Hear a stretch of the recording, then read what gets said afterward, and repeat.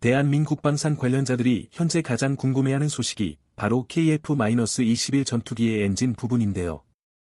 최근 국방과학연구소에서 이런 궁금증들을 해결해줄 이야기가 나와 군사 전문가들 사이에서 심각한 논쟁이 벌어졌습니다. 바로 KF-21 전투기에 장착할 서바이패스 터보팬 엔진 분야에서 미국산 F-414 엔진을 2030년까지 대체하고 동일한 성능의 국산 엔진을 개발하겠다는 내용인데요. 오늘은 KF-21 전투기의 엔진 국산화에 대해 알아보겠습니다. 우리나라의 미래 전략 공군 전력의 발전 방향에서 노후화된 F-4와 F-5 전투기 교체 방안으로 KF-21 전투기가 국내 개발이라는 성과를 넘어 초고난도의 기술력을 요구하는 엔진까지 국산화를 목표로 직접 개발해 세계적인 항공기술 강대국으로 발전하겠다는 로드맵이 나왔는데요. KF-21 전투기에 들어가는 제네럴 일렉트릭사의 F-414 엔진은 저바이패스 엔진입니다. F-414 엔진의 출력은 15,000파운드.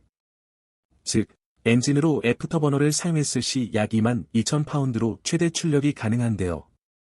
KF-21 전투기에는 15,000파운드급 F-414 엔진이 2개가 들어가는 쌍발 엔진의 기체입니다. 2개의 엔진이 들어가는 만큼 더욱 높은 추력을 가지고 혹시 한 개의 엔진이 고장났을 시 나머지 엔진을 이용해 기체의 추력을 방지할 수 있는 장점이 있는데요. 그러나 우리도 KF-21 전투기의 개발 당시 설계 부분에서 엔진 개수에 대한 고민이 많았습니다. 현재 미국의 대표 전투기인 F-35는 단발 엔진을 장착했기 때문에 단발을 할지 쌍발을 할지 고민을 많이 했었지만 결국엔 비용이 더 추가되더라도 2개의 엔진이 들어가는 쌍발로 결정되었는데요.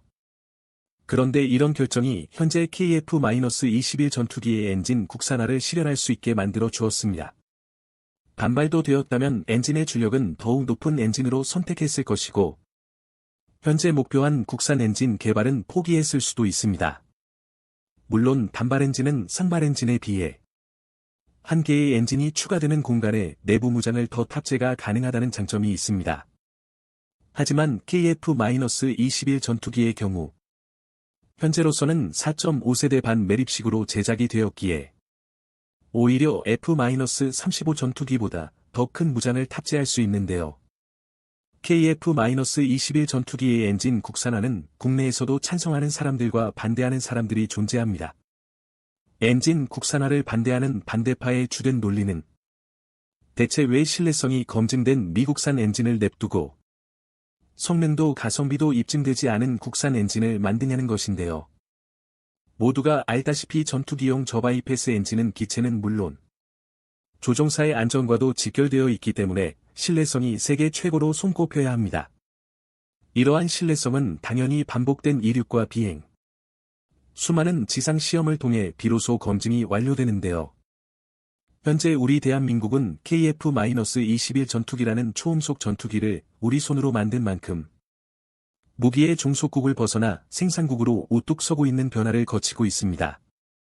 그런데 전투기에 들어가는 터보팬 엔진은 따라하기에 불가능할 정도로 어렵다는 우리가 도저히 반응인데요. 또한 미국에 가장 검증되었고 전통적인 엔진을 도입해 사용하고 엔진 자체 개발 비용은 어차피 실패할 것이기에 시도조차 하지 말자는 주장입니다.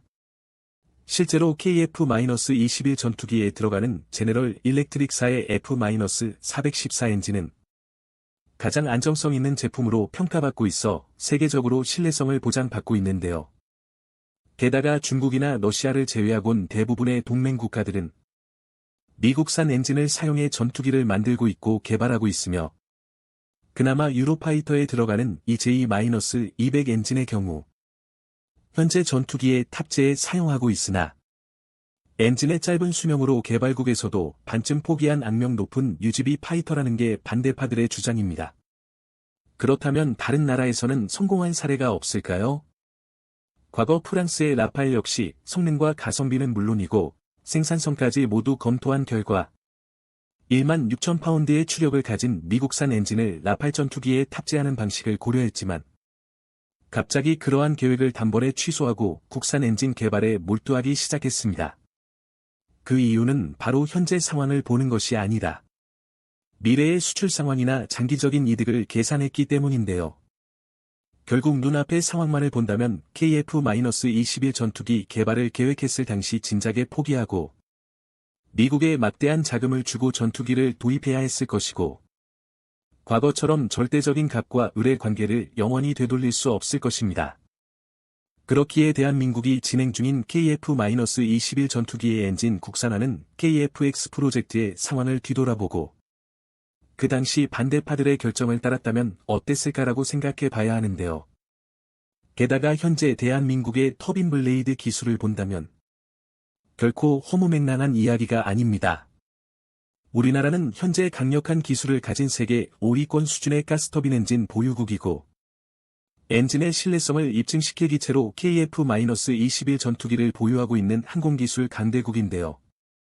한화에어로는 우리나라의 항공기 엔진의 완전한 국산화하기 위해 각종 초정밀 부품들을 국내 업체들에게 외주를 맡겨 제작을 하고 있습니다. 이렇게 여러 프로젝트를 하나로 통합시켜 KF-21 전투기 엔진의 국산화를 진행하고 있었는데요. 한화에어로는 현재 터빈 블레이드의 신소재 개량에 집중적인 연구 인력을 투입하고 있으며 램제트의 기초적인 기술과 병행해 5,500파운드의 추력을 갖춘 무인 드론의 엔진으로 시작해 최종적으로 F-414 엔진을 대체할 15,000파운드급 엔진 F터버너를 사용했을 시 최대 22,000파운드급 엔진을 위한 단계적인 기술 축적을 진행하고 있는 게 확인되었습니다.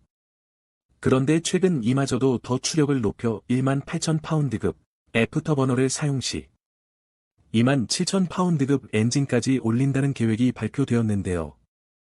그 이유는 바로 KF-21 전투기의 최종 목표가 블록교 5.5세대를 넘어 무인 전투기의 복합체계인 6세대까지 설정되었기 때문인데요. 엔진의 목표가 올라가는 것은 단순히 목표만이 아니다. 저 바이패스 엔진의 높은 고온을 견디는 신소재를 세계 최초로 대한민국에서 개발되었기 때문입니다.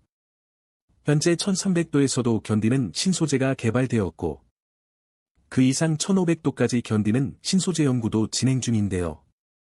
우리 한국의 첨단 제조업은 그 기술력이 날이 갈수록 상승하고 있으며 터빈 블레이드와 램제트까지 차세대 엔진 기술력 획득과 더불어 제트기 엔진의 핵심 기술까지 모두 습득하는 데 완벽히 성공했습니다.